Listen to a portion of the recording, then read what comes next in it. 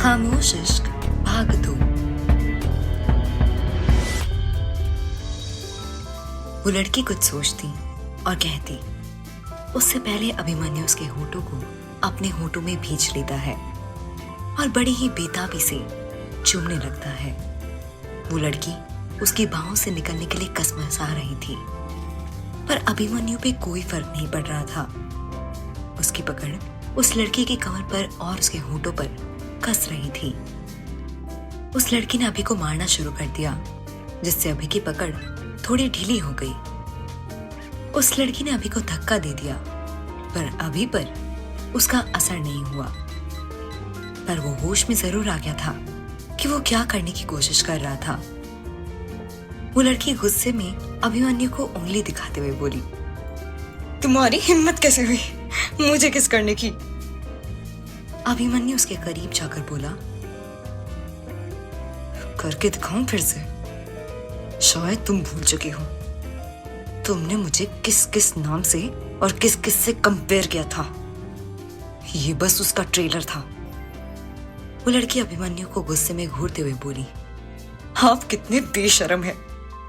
आपको शर्म नहीं आई किसी लड़की का फायदा उठाते हुए?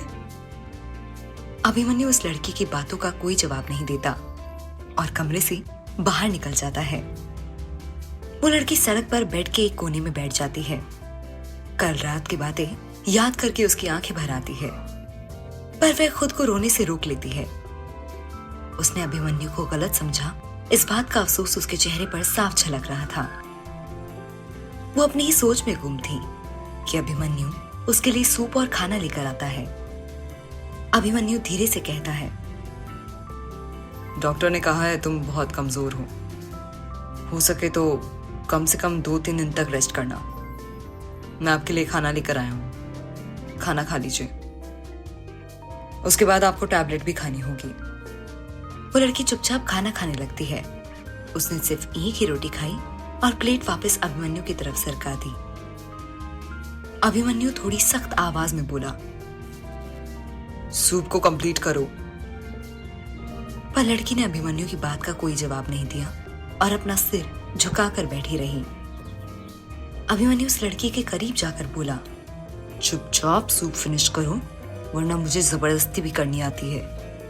वो लड़की अभिमन्यु की आंखों में देखकर बोली, फिर तुम में और इन दरिंदों में क्या फर्क रह जाएगा?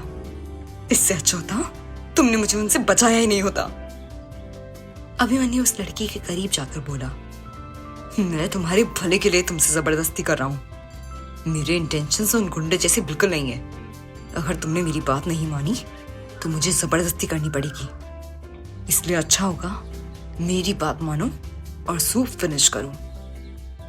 उस लड़की ने नाम में गर्दन हिला दी। अभिमन्यु अपने माथे पर अपनी 2 अंगलियां करते हुए बोला, तो तुम नहीं मानोगी? ठीक है, अब जो भी होगा उसकी जिम्मेदार तुम खुद होगी। ये कहकर अभिमन्यु उस लड़की के करीब जाने लगता है। वो लड़की घबराहट के मारे पीछे सरकने लगती है। उसकी पीठ बेड से बिल्कुल सट जाती है। अभिमन्यु लड़की की आंखों में देखता हुआ बोला, अब कहां जाओगी तुम? आना तो मेरे ही पास है। अभिमन्यु एक बार फिर उससे कहता है, चुपचाप सूप फिनिश कर लो। पर वो लड़की टस से मस नहीं हुई। तो अभिमन्यु ने एक चम्मच सूप पीकर जबरदस्ती उस लड़की के होठों पर अपने होठ रख दिए। जैसे ही सूप उस लड़की के मुंह में गया, तभी अभिमन्यु उससे दूर हो गया। उस लड़की की आंखें हैरानी से फैल गई। अब उसको सूप गटक नहीं पड़ा। उस लड़की ने अपना बुरा सा मुंह बना लिया, जैसे उसको सूप पसंद नहीं आया। अभिमन्यु मन ही मन सोच रहा था, लड़कियां मेरे करीब जाने के बहाने ढूंढती है, और एक ये लड़की है जिसको मेरे करीब आने पर भी फर्क नहीं पड़ रहा है।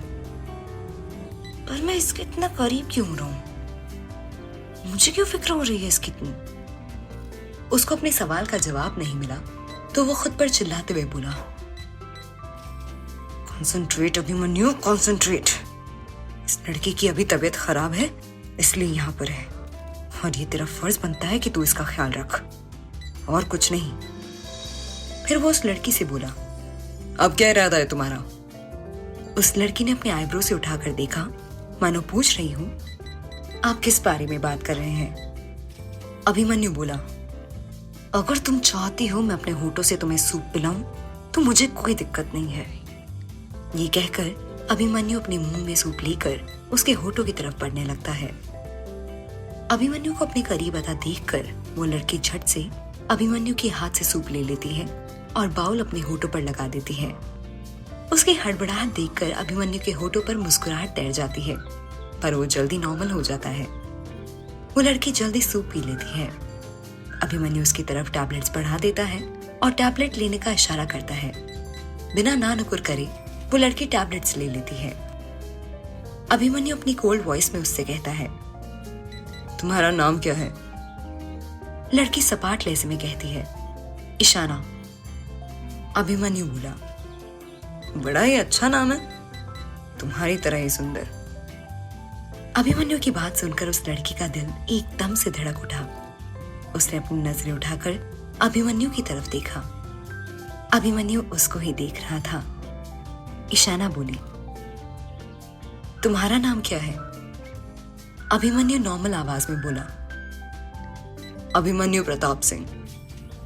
ईशाना ने कुछ कहने के लिए अपना मुंह खोला ही था कि अभिमन्यु बोला, बाकी बातें बाद में भी हो सकती है, अभी तुम्हें आराम की सख्त जरूरत है, इसलिए अच्छा होगा यहाँ माँ को फुदकने की जगह तुम ठीक से आराम करो। ये कहकर अभिमन्यु रूम से बाहर आ गया और अभिमन्यु खुद से बोला, ये मुझे क्या हो गया? मुझे ईशाना के करीब जाकर इतना सुकून क्यों मिला? क्यों मैं उसके होठों को चूमने के लिए बेताब हो गया? क्योंकि तुम्हें उससे प्यार हो गया है, और वो भी पहली नजर वाला। अभिमन्यु के कानों में किसी की आवाज पड़ी। उसने उस दिशा में देखा तो वहां पर एक लड़का खड़ा था जो लगभग 26 साल का लग रहा था। ये ईशान था जो कि अभिमन्यु का इकलौता फ्रेंड था। अभिमन्यु को अपने जज्बात समझ नहीं आ रहे थे, इसलिए उसने उस लड़के को साफ इनकार कर दिया। अभिमन्यु उसको बोला, मैंने सिर्फ उसको बचाया है, और इंसान का धर्म होता है किसी मरते हुए को बचाना, और मैंने सिर्फ उसकी मदद की है। कल रात भर मेरी गाड़ी के सामने टकरा गई थी, और इतना ही नहीं, और इतने में थोड़ी ना कभी प्यार होता है। वो अजनबी है मेरे लिए और मैं उसके लिए। ईशान बोला, प्यार करने के लिए ज्यादा समय की जरूरत नहीं होती है मेरे यार।